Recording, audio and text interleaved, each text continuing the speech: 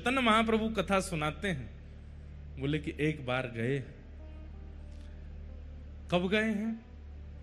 कुरुक्षेत्र में सूर्य ग्रहण हुआ था, और सूर्य ग्रहण के काल में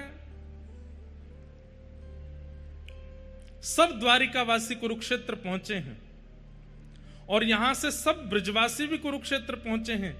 ना तो ब्रजवासियों को पता है कि वहां द्वारिकाधीश और द्वारिकावासी आ रहे हैं, ना द्वारिकाधीश और द्वारिकावासियों को पता है कि यहां ब्रजवासी आ रहे हैं। केवल द्वारिकावासी और ब्रजवासी गए नहीं, पूरे भारतवर्ष के लोग वहां इकट्ठे हुए थे सूर्य ग्रहण पर यज्ञ करने के लिए। लेकिन जैसे ही सूर्य ग्रहण काल में वहां सब एकत्रित हुए, तब धीरे धीरे खबर उड़ने लगी, और उड़ते उड़ते ठाकुर जी तक पहुंची कि ब्रजवासी यहां आए हुए हैं। ब्रजवासियों का नाम सुनते ही, यहां आए हुए हैं सुनते ही, ठाकुर जी इतनी तत्परता से पूरी व्यवस्था में लगे थे। सूर्य ग्रहण में ऐसे यज्ञ होगा, ऐसे हवन होगा, ऐसे वेद पूजन होगा, पाठ होगा। लेकिन जैसे ही सुना कि ब्रजवासी आए, ठाकुर जी तो बल दाऊ दादा से बोल, दाऊ दादा आप ही संभालो, अब मैं संभाल नहीं पाऊंगा। चिंतित हो गए ठाकुर जी। इच्छा तो हो रही है मैं कैसे भी ब्रजवासियों के सन्मुख पहुंच जाऊं, लेकिन एक कदम बढ़ाते ही ठाकुर जी रुक जाते हैं। बोले किस मुंह से जाऊं? मैया पूछेगी लाला इतने दिनान बाद आयो है तो का जवाब दूंगो? नंद बाबा मुंह को गोद में उठावे को आएंगे तो मैं किस मुंह से उनकी गोद में जाऊंगो? मधुमंगल श्रीदामा तन सुखा मन सुखा धन सुखा, ये सबरे सखा, ये मोते कहेंगे लाला तेने बढ़िया सखा बनो हमारो, इतने साल है कि मिलो नहीं, मैं कहा उत्तर दूंगो? तो ठाकुर जी हर एक घड़ी बाद सोचते हैं कि अब मैं जाऊं ब्रजवासियों से मिल के आऊं, लेकिन फिर रुक जाते हैं, मैं कहा कहूंगो? सूर्य ग्रहण का समय आया, सुंदर स्वर्ण के सिंहासन पर ठाकुर जी को विराजमान किया गया। भारतवर्ष के कोने कोने से विप्रदेव आए हैं। कोई तुलसी अर्चन कर रहे हैं, कोई सहस्त्र कमल अर्चन कर रहे हैं, कोई पुष्प अर्चन कर रहे हैं, कोई रत्न अर्चन कर रहे हैं। सब ठाकुर जी के चरणों में कहीं से तुलसी चढ़ाई जा रही है, कहीं से पुष्प चढ़ाए जा रहे हैं। पर ठाकुर जी उस समय केवल नेत्र बंद करके ये बार बार विचार कर रहे हैं कि मैं परमात्मा हूं, मुझे कृपा करनी है। लेकिन बार बार ठाकुर जी भूल जाते हैं कि मैं परमात्मा हूं। फिर सोचते हैं मैं तो लाला हूं। यहां ब्रजवासी बाहर डोल रहे होंगे, यशोदा मैया नंद बाबा यहीं कहीं आसपास ही होंगी। जोर से सुगंधी भीतर लेते हैं कि वायु में कहीं नंद बाबा की हृदय की, यशोदा मैया की हृदय की सुगंधी मुंह को आ जाए। यहां नंद बाबा को पतो चली कि द्वारिकाधीश आए हैं, हमारो लाला आयो। नंद बाबा ने धीमे से जाकर के ये खबर यशोदा मैया को सुनाई। बोली अरे मेहर एक बात बताऊं? बोले कहा, हमारो लाला कन्हैया वो कुरुक्षेत्र में है। ये सुनते ही यशोदा मैया तो उठ खड़ी हुई, नेत्रों से कम दिखाई देता है। कहा सुनी मैंने, लाला कुरुक्षेत्र आयो है? बोले हाँ मेहर, लाला कुरुक्षेत्र में। भाव विह्वल हो गई, हाथ पकड़ लिए नंद बाबा के। बोले मुझे एक बार दिखाए दो, मुझे एक बार मिलाए दो। अब यहां नंद बाबा संकोच कर रहे हैं। यशोदा 100 से भी अधिक वर्ष हो गए हैं लाला को गए भय, और मैं और मेरे तेरे हृदय को भाव तो है ही कि लाला से मिलना है, पर वास्तविकता तो अब सबसे छुपी नहीं है कि लाला मूल रूप में बेटा तो देवकी वसुदेव को है ना। और अब तो वो द्वारिका को राजा बन गयो है, सब वाकू राजा महाराजा कह करके पुकारे हैं। हमने तो सुनी है 16,108 ब्याह है गए, बड़े बड़े राजघराने की कन्यांते वाको ब्याह भयो है। हम भोरे भारे से ब्रजवासी जामेंगे, हमको देख करके कहीं लाला को संकोच है गए हो तो कैसे जाएंगे? यशोदा मैया बोली यही संकोच को चिंतन करते करते जीवन निकल जाएगा। अरे मेरी एक इच्छा पूरी कर दो बस, अब पता ना कब प्राण चले जाए। एक बार लाला को, एक बार मेरे कन्हैया को मुंह को दिखाए दो। मैं देखना चाहूं लाला के नैन नक्श अबहु वैसे ही हैं, हाथ पांव वैसे ही हैं कि कछु परिवर्तन आ गयो है। एक बार तो दिखाए दो। और श्री नंद यशोदा अति वृद्ध हैं, दोनों धीमे धीमे हाथ पकड़ करके जा रहे हैं, पूछते जा रहे हैं भैया ये द्वारिकावासी, इनको शिविर कहां है? ये कथा श्री चैतन्य महाप्रभु सुना रहे हैं यहां के राजा को, और बता रहे हैं कि मूल रूप से रथ यात्रा क्यों होती है।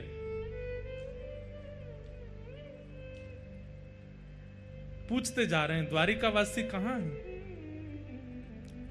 जैसे ही द्वारिका के शिविर में पहुंचे, और वहां तो असंख्य लोग नर नारी घूम रहे हैं, और सब कोई माला जाप कर रहे हैं, कोई मंत्र जाप कर रहे हैं, कोई आराधन कर रहे हैं, कोई देव पूजन कर रहे हैं, क्योंकि अब ग्रहण काल है। नंद बाबा जाके बोले, भैया हमारो कन्हैया कौन से कमरा में है, हमारो कन्हैया कौन से शिविर में है, हमारो कन्हैया कहां बैठो है। द्वारिका के लोग बोले, कौन कन्हैया? अरे हमारो गोपाल। बोले, कौन गोपाल? अरे हमारो लाला। बोले, कौन लाला? अरे तुम्हारो द्वारिकाधीश। तो ऐसे बोलिए ना, क्या आप कन्हैया बोल रहे हैं, गोपाल गोविंद क्या बोल रहे हैं? राजा धीराज महाराज गौ ब्राह्मण प्रतिपालक वसुदेव नंदन देवकी नंदन श्री कृष्ण चंद्र भगवान, ऐसे कहिए। अब हम ते तो भैया बोले को ना इतना लंबो चौड़ा, हम तो वृंदावन ते आए, हम तो कन्हैया गोपाल गोविंद ही बोले, कहां हैं? अच्छा, वो सामने सभागृह है ना, वहां पर असंख्य ब्राह्मण देव उनकी अर्चना कर रहे हैं। आप लोग जाइएगा, कोने में खड़े होकर दर्शन कर लीजिएगा, अभी ग्रहण काल है, आराधना चल रही है, वहां पर विक्षेप मत कीजिएगा। नंद यशोदा बोले, हाँ ऐसा ही करेंगे। ऐसी सभा थी, असंख्य लोग बैठे थे, और दूर आकर के नंद बाबा यशोदा मैया पीछे खड़े है गए।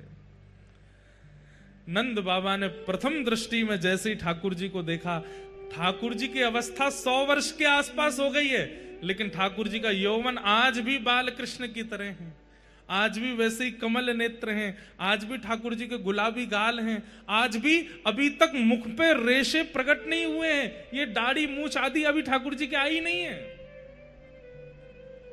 रोने लगे नंद बाबा।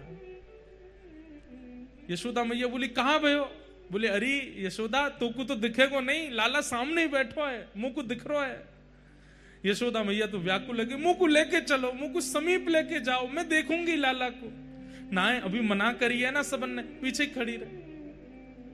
यहां यशोदा मैया थोड़ी हट करन लगी, जिद करन लगी, पीछे के लोग थोड़े से अव्यवस्थित जैसे हो गए, सब कहने लगे थोड़ी शांति रखिए, ठाकुर जी की आराधना चल रही है। और वो शांति कराते कराते कराते थोड़ी आगे तक आवाज आई तो भगवान के नेत्र खुले कि ये ऐसी अव्यवस्था कहां हो रही है।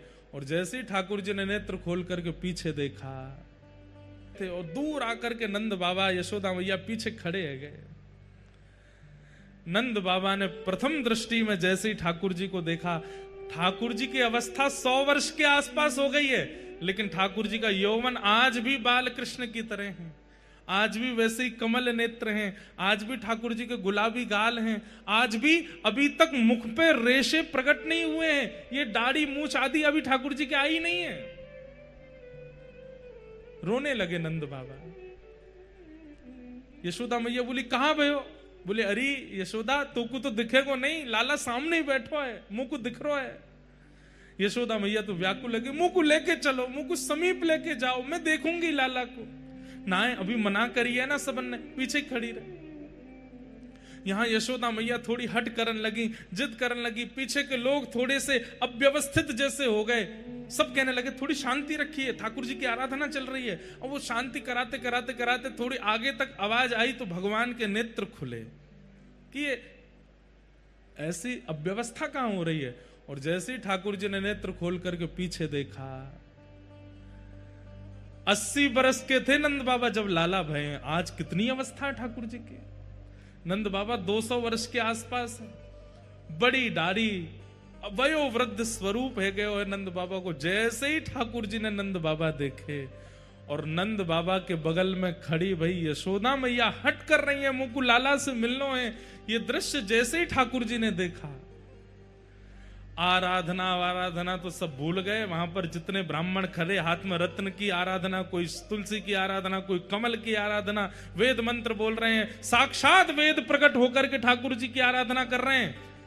ठाकुर जी तो सब भूल भाल गए, तुरंत कूदे हैं अपने सिंहासन से, और दौड़ करके गए और जाकर के मैया मैया मैया कहते हुए ठाकुर जी गए और जाकर के श्री यशोदा मैया की गोद में अंग में अंक से लगाया नहीं है। जैसे एक छोटा बालक दौड़ करके बहुत दिन बाद परदेश से आए हुए पिता की गोद में उछल करके लपक जाता है, गोद में चढ़ जाता है, ऐसे ही ठाकुर जी यशोदा मैया की गोद में चढ़ गए ऊपर। अपने दोनों पैरन से मैया की कमर पकड़ ली, हाथन से मैया को अंग पकड़ लियो और रुदन करने लगे, मैया की गोद में चढ़ गए।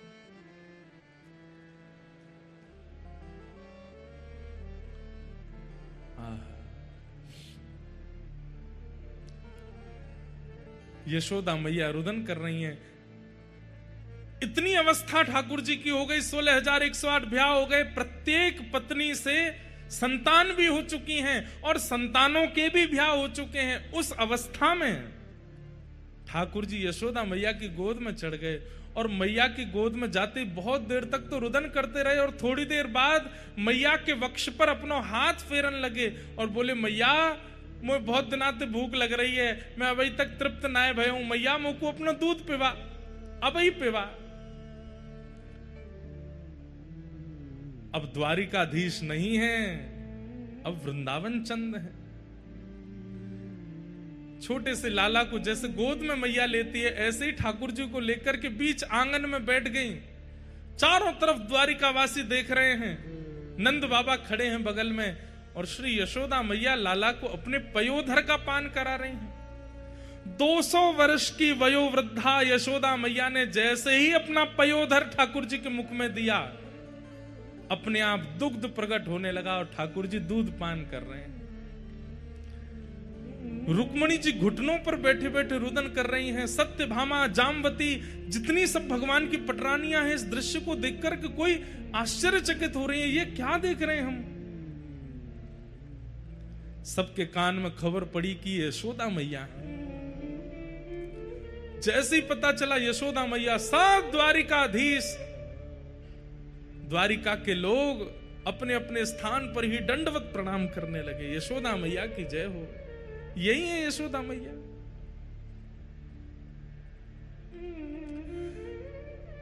दूर से दाऊ दादा को पता चली कि मैया आई हैं, दौड़ करके आए और बोले, मैया मैं तो बचपन से ही कहता आया हूं, तुम या कन्हैया को ही ज्यादा प्रेम करो, आज भी वाकू अपना पयोधर पे वाय दी। और मैं, मैया ने तुरंत अपनी दूसरी गोद कही, लाला तू भी आ जा। और श्री दाऊ दादा भी लेट गए हैं गोद में और दाऊ दादा दूसरा पयोधर पान कर रहे हैं। दोनों मैया के पयोधर का पान कर रहे हैं। रेवती महारानी बलराम जी की पत्नी देखकर कि वे भी रुदन कर रही हैं, सब भावुक हो गए हैं।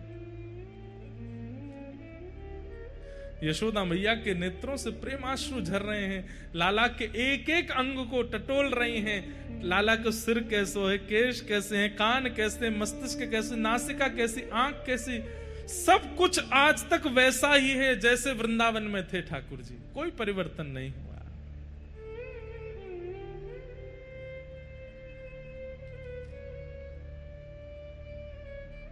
देवकी मैया को पता चली कि यशोदा जी आई हैं।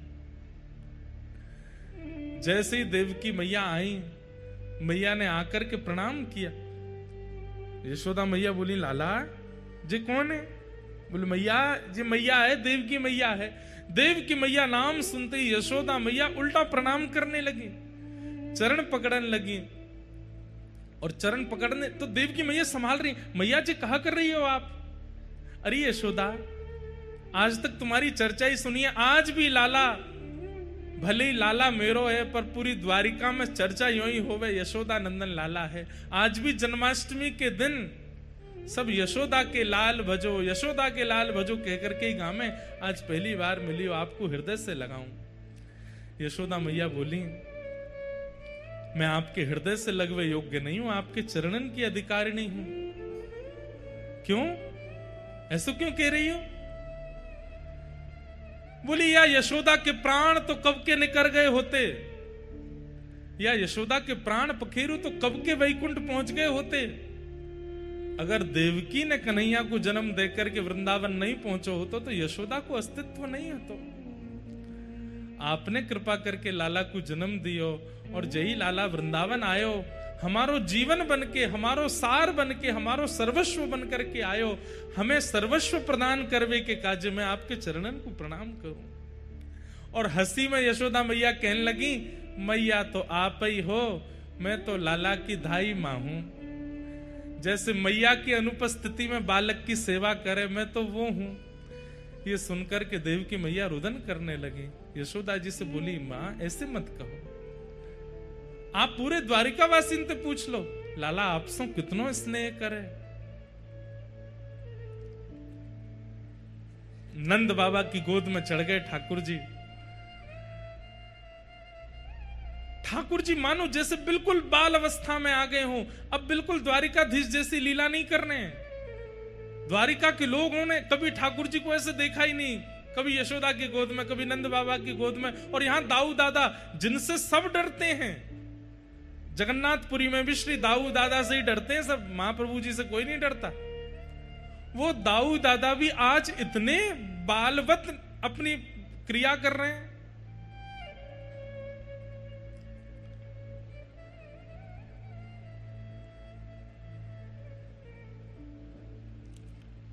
तभी ठाकुर जी के कान में खबर पड़ी, श्री राधा रानी भी आई हैं। राधा रानी का नाम सुनते ही ठाकुर जी थोड़े गंभीर हो गए, और गंभीर अवस्था में आकर के मैया को तो भीतर बिठाया, सब पत्नियों से मिलवाया, सब क्रिया करी, और अवसर जान करके ठाकुर जी बोले कि किशोरी जी नहीं आएंगे, मैं ही जाऊंगा। यहां किशोरी जी सब सखियों के साथ बैठी हैं।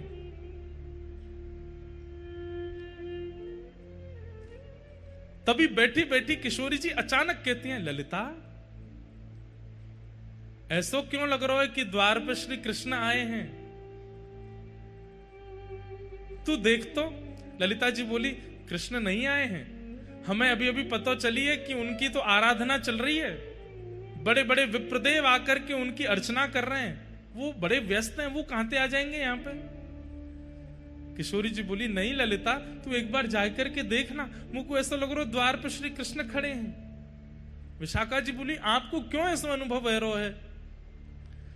किशोरी जी बोली, अभी अभी जो ब्यार चली ना वायु की, वह ब्यार में श्री कृष्ण के तन की सुगंधी है, और ये सुगंधी आज 100 वर्ष बाद मेरी नासिका को प्राप्त भई है। मेरा हृदय मयूर नृत्य कर रहा है, मुझको पूर्ण रूपेण विश्वास है, तुम द्वार पे जाके देखो श्री कृष्ण खड़े हैं। ललिता विशाखा जैसे ही गई और जैसे ही द्वार से पर्दा हटा करके देखा, लाल नेत्र हैं ठाकुर जी के, अश्रु बिंदु भरे हैं नेत्रों में, और श्याम सुंदर चुपचाप खड़े हैं नीची नजर करके, और खड़े खड़े मानो जैसे कोई कहने में तो थोड़ी अतिशयोक्ति लगती है, लेकिन अत्यंत व्याकुल व्यक्ति या अत्यंत आत्मग्लानि से भरा हुआ व्यक्ति होता है, जिसे बस ये लगता है मैं मुख कैसे दिखाऊं। ऐसे ठाकुर जी दोनों हाथ समेटे नीची नजर खड़े वहां खड़े हैं। देख करके तुरंत समस्त अष्ट सखियां आदि सब गोपियों ने सब तुरंत दंडवत प्रणाम किया। आज 100 वर्ष की प्रतीक्षा के बाद ठाकुर जी दिखे। ललिता विशाखा जी बोल रही हैं, लेकिन मुख से शब्द नहीं प्रकट हो रहे हैं। कह रही हैं, श्याम सुंदर आप यहां क्यों खड़े हैं, भीतर चलिए, किशोरी जी बुला रही हैं। ठाकुर जी बस सिर हिला के इशारा कर रहे हैं, मैं अधिकारी नहीं हूं भीतर जाने का। यहां भीतर किशोरी जी व्याकुल हो रही हैं और बार बार बस यही देख रही हैं, इतना समय, इतना विलंब क्यों लग रहा है, क्यों नहीं आ रहे हैं श्याम सुंदर। जैसे ही किशोरी जी बाहर निकलने के लिए अपने आसन से उठी, तभी ललिता जी बोली, देखो श्याम सुंदर आप भीतर नहीं जा रहे, किशोरी जी बाहर आ रही हैं। जैसे ही ठाकुर जी ने सुना कि किशोरी जी आ रही हैं, तो अरे वो क्यों श्रमित हो रही है, मैं चल रहा हूं ना भीतर। तुरंत ठाकुर जी भीतर गए, और आज 100 वर्ष के पश्चात किशोरी जी की दृष्टि के सामने ठाकुर जी हैं, और ठाकुर जी की दृष्टि के सामने श्री किशोरी जी। शब्द नहीं है। ये द्वारिका व्रज मिलन जब हुआ है कुरुक्षेत्र में, उस समय वार्ताएं नहीं हुई हैं, केवल सब मौन हैं, एक दूसरे को देख करके ही आनंदित हो रहे हैं। सबके मन में बस एक ही भाव आ रहा है कि बोल करके किसी संवाद को प्रारंभ क्यों करें। इतने वर्ष बाद नेत्रों को श्याम सुंदर दिखे, देख लो इन्हें। ठाकुर जी किशोरी जी के चरणों में बैठ गए और चरणों में बैठ करके कहना तो चाहते हैं कि मुझे क्षमा कर दो, लेकिन कह नहीं रहे हैं। केवल हाथों से जब चरण स्पर्श किए तो स्पर्श मात्र से किशोरी जी को यह अनुभव हो रहा है कि ठाकुर जी क्षमा प्रार्थना कर रहे हैं। बंधुओं, प्रेम की एक अवस्था है, ध्यान से सुनिएगा, कि हमारा प्रेमी भले ही हमसे दूर चला जाए, हमारा प्रेमी भले ही हमसे बात ना करे, हमारा प्रेमी भले ही हमें वर्षों तक दिखाई ना दे, लेकिन फिर भी उसके प्रति हमारे चित्त में दोष उत्पन्न ना होना, यह प्रेम का स्वरूप है। ठाकुर जी द्वारिकाधीश बन गए, 16,108 ब्याह हो गए, इतना सब कुछ हो गया, लेकिन ब्रजवासियों ने कभी कोसा नहीं ठाकुर जी को। छलिया, कपटी आदि आदि जो भी कहती हैं, कहने के बाद तुरंत अपनी बातों को समाप्त कर देती हैं। जोई जोई प्यारो करे सोई मोहे भावे, भावे मोहे सोई, जोई सोई सोई करे प्यारे। श्री हितरवंश महाप्रभु हित चतुराशी जी के प्रथम पद में कहते हैं, प्रेम का स्वरूप क्या है? ठाकुर जी जो करें, प्रेमी हमारा जो करे, हमें सब स्वीकार है। ब्रजवासियों ने कभी शिकायत नहीं की ठाकुर जी से। आज 100 वर्ष थोड़े होते हैं, यहां कोई 10 दिन हमसे बात ना करे तो हम लोग उसके प्रति व्यंग कसने लगते हैं। 100 वर्ष बाद ठाकुर जी मिले हैं, फिर भी किशोरी जी, सब गोपियां, सखियां, नंद बाबा, यशोदा, किसी ने शिकायत नहीं की ठाकुर जी से। ये प्रेम का स्वरूप है। ठाकुर जी जिस प्रकार किशोरी जी के चरण कमलों का स्पर्श कर रहे हैं, किशोरी जी समझ गई हैं कि ये मुझसे क्षमा प्रार्थी हो रहे हैं। तुरंत किशोरी जी नीचे बैठ गई, हाथ पकड़ लिए, बोले आप क्या कर रहे हैं? ये इस प्रकार आप चरण क्यों छू रहे हैं? ठाकुर जी कह रहे हैं, मुझे बहुत आत्मग्लानि हो रही है। आप ब्रजवासियों को जो कष्ट, जो पीड़ा, जो विरह मैंने दिया है, उस विरह से मुझे बहुत कष्ट हो रहा है।